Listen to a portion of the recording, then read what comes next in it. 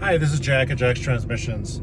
So when you put a new trans or clutch or anything in a GTR, the TCM needs to do what's called a relearn. And what the relearn does is it learns where the pressures need to be set for proper clutch operation. And it also checks for things like touch points. It's the friction zone of the clutch to know where exactly that is.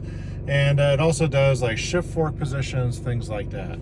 So on our shifting flare clutch, I did a relearn on it, and then I did the video showing the flare on the 1-2 shift and everything. I kept that relearn in here when I put a different trans in here. I'm now testing that Nismo trans that has a 20 plate, and I know that that clutch is perfect on both sides. Same clearances, same seals, everything's good on that.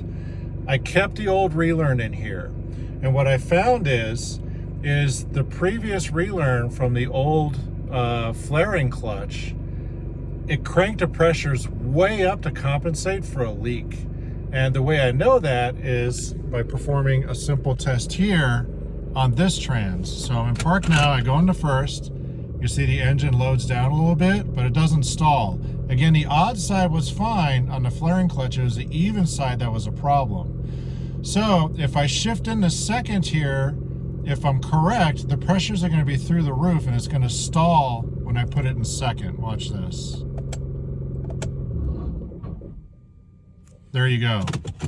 So that right there is proof that there's an issue with a pressure leak on the previous clutch. Because for it to stall like that in second on a known good clutch means that the pressures are cranked all the way up as high as it can go to compensate for a leak. You put a clutch in there that doesn't have a leak, it's going to generate too much friction, it's going to get out of control and stall the car.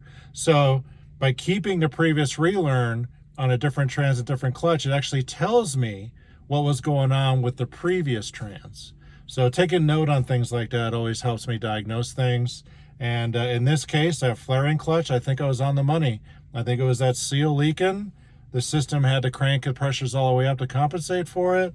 And when I put that clutch back in here and try it again, I bet it's not going to flare anymore. It's going to be right on the money. Thanks for watching.